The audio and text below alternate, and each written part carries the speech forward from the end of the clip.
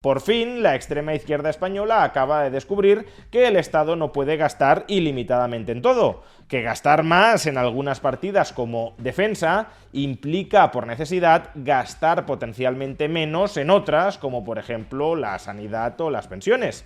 ¿Cuánto tiempo durará esta caída del guindo de la izquierda española y qué otras lecciones importantes se extraerán de ella? Veámoslo. En una economía donde los recursos no sean absolutamente sobreabundantes, si el gobierno gasta más, es a costa de que el sector privado gaste menos. Y si el gobierno gasta más en unas partidas, es a costa de que gaste menos en otras partidas. Esta idea tan sencilla es lo que se conoce como restricción presupuestaria. El gobierno no puede gastar ilimitadamente más en todo. Si el gobierno quiere incrementar estructuralmente el gasto público, a largo plazo tendrá que financiar esos mayores desembolsos o con mayores impuestos o con mayor inflación. Tanto por una vía como por la otra se sustraen recursos del sector privado para que disponga de ellos el sector público.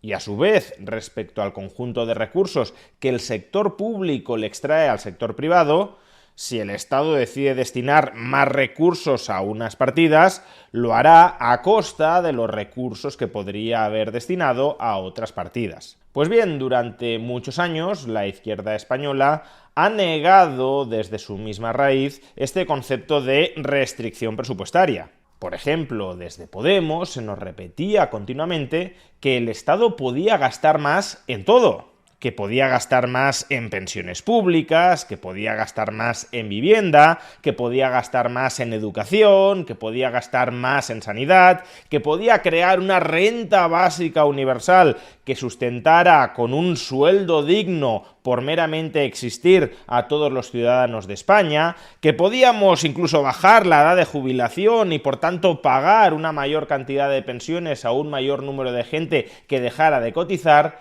etcétera. Es decir, que durante mucho tiempo Podemos nos quiso convencer de que vivíamos en el país de la piruleta.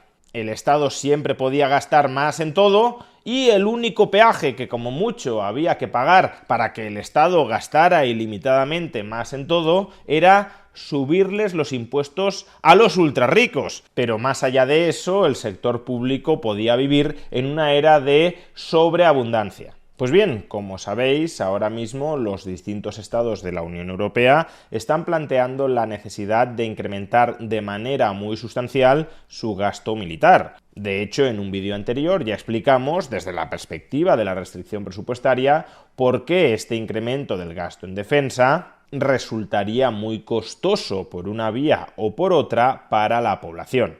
Pero claro, desde la óptica tradicional de Podemos, este incremento del gasto en defensa, hasta el 3 o incluso hasta el 5% del PIB, debería ser algo muy sencillo de ejecutar. Si la restricción presupuestaria no existe, si el Estado puede gastar más en todo de manera prácticamente ilimitada, solo subiéndoles como mucho los impuestos a los ricos, pues entonces ese Estado también tendrá capacidad para gastar muchísimo más en defensa sin que el pueblo ya no lo note de manera apreciable.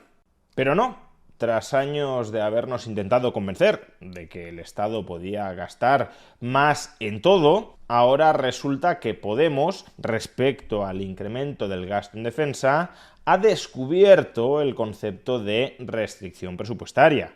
En esta infografía de la formación, de hecho, nos dicen que es algo muy sencillo de entender. Debe de ser tan sencillo que no lo habían entendido hasta el momento. ¿Y qué es eso tan sencillo de entender? Pues nos dicen que lo que se gasta en esto, en tanques, no se gasta en esto, en hospitales. Por tanto, más gasto en defensa es menos gasto en sanidad o en servicios sociales, como si el Estado ahora ya no pudiese gastar mágicamente mucho más en todo. Como si la única tecla que hubiese que pulsar para multiplicar mágicamente todas las partidas de gasto del Estado ya no fuera solo subirles los impuestos a los ultrarricos. Un gran hallazgo teórico, desde luego, Tan es así que desde Podemos están tremendamente orgullosos de este descubrimiento intelectual, cierto, correcto, el de la restricción presupuestaria, que acaban de efectuar. Escuchemos, si no, a Irene Montero autodándose la razón con respecto a este punto.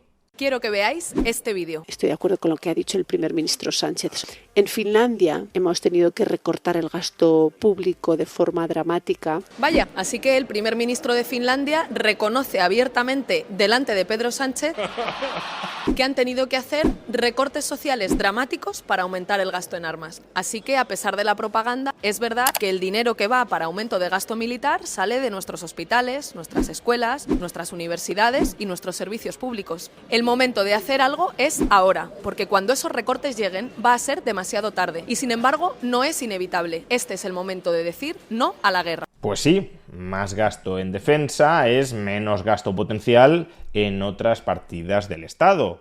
O también es menos gasto potencial por parte del sector privado. Y si no quieres caer en engaños, en trampas financieras tan básicas como esta, como las que desde hace mucho tiempo nos han estado contando desde Podemos, una forma de incrementar apreciablemente tu conocimiento financiero es a través del título en especialización universitaria en inversión multimercado y diversificación, impulsado por la Universidad de las Hespérides y VisualPolitik. Un curso ideado para aprender a invertir desde cero en distintos tipos de activos y mercados financieros y también en obtener las herramientas básicas para la planificación financiera personal. Se trata de un curso con 12 módulos que se extenderá a lo largo de un año, un módulo por mes, y en el que se desarrollarán áreas tan variadas como las finanzas personales y la gestión de riesgo, la gestión empresarial, la fiscalidad y el private equity, la renta variable, la renta fija, las materias primas, los derivados financieros, Bitcoin y los criptoactivos, la inversión inmobiliaria o el análisis geopolítico para la inversión. Estos módulos se contará con profesionales especializados en ellos, por ejemplo, Pau Antó, Marc Urgell, Gustavo Martínez, el director general de Cobas, Javier Pastor, Sergi Torrents, Álvaro de María, Antón Díez y un larguísimo etcétera, dentro del que, por cierto, también me encuentro yo mismo. Si quieres obtener más información e inscribirte en las últimas plazas disponibles de este título de especialización universitaria en inversión multimercado y diversificación, puedes obtener esa información y apuntarte al curso pinchando en el enlace que aparece en la caja de descripción de este vídeo o en el comentario destacado. Si el Estado gasta más en unas cosas, ha de gastar menos en otras o ha de forzar a familias y empresas a que gasten menos en las suyas. Por eso, cualquier propuesta de incrementar el gasto público no sale gratis. Proponer incrementar el gasto público en una partida determinada es proponer no incrementarlo en otras o forzar al sector privado a que gaste menos en aquello en lo que el sector privado querría gastar. Pero claro, reconocer la existencia de una restricción presupuestaria coloca a Podemos y a otras formaciones de izquierdas en una incómoda posición ideológica. Si gastar más en tanques implica necesariamente gastar menos en hospitales, entonces, y siguiendo exactamente la misma lógica correcta, gastar más, por ejemplo, en pensiones públicas implicará gastar menos en hospitales o en vivienda. Y si esto es así, y Podemos nos dice que es así, ¿por qué cada vez que Podemos, por ejemplo, defiende una subida de las pensiones públicas, no dice que esa subida de las pensiones públicas va a implicar que, por ejemplo, se construyan menos viviendas públicas? Es decir, ¿por qué no nos dice que el mayor gasto en pensiones públicas implica recortes en el gasto actual o al menos en el gasto potencial en otras partidas del presupuesto que también pueden ser tremendamente sociales?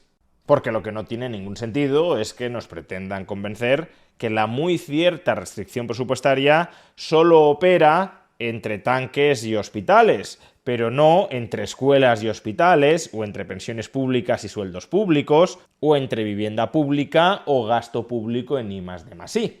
El coste de oportunidad y la restricción presupuestaria existen siempre, y que Podemos únicamente la resalte únicamente la denuncie cuando se esté planteando aumentos del gasto público que no le agraden a Podemos, y no entro ni siquiera en si es correcto o no es correcto que no le agraden, pero objetivamente los aumentos del gasto público en defensa no le agradan a Podemos, que Podemos únicamente hable de la restricción presupuestaria cuando está denunciando aumentos del gasto público que no le gustan y omita por entero la existencia de restricción presupuestaria y, por tanto, de costes de oportunidad de toda propuesta de aumento del gasto público que lleva en su programa electoral, no solo es de una tremenda hipocresía, sino que en última instancia, y si Podemos es consciente de la existencia de esa restricción presupuestaria, lo que está haciendo es engañar a los votantes, porque les está prometiendo el oro y el moro sin advertirles sobre cuál es el coste oculto